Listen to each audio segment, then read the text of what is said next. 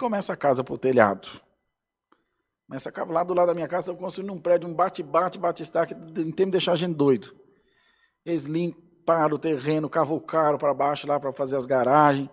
Dali um pouco ele está de pé. 20, 30 andar, não sei. O meu tem 27. E assim na nossa vida também. Como que começa as coisas? Do começo, ué. Começando. Como que faz para ir daqui para o Japão de a pé? Andando. Demora.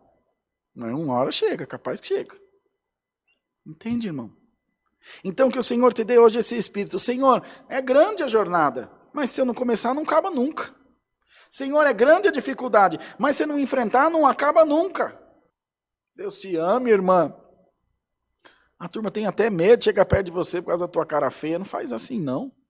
Desmancha essa carona feia aí. Dá um sorriso para o céu. Oh, Senhor, eu estou vivo, glória a Deus. Eu sei que tu estás comigo. Confessa, não é para Deus. Deus já sabe que Ele está contigo. Mas fala para você mesmo. Você vai repetindo, repetindo. Isso tornar-se a verdade na tua vida. E você viverá melhor.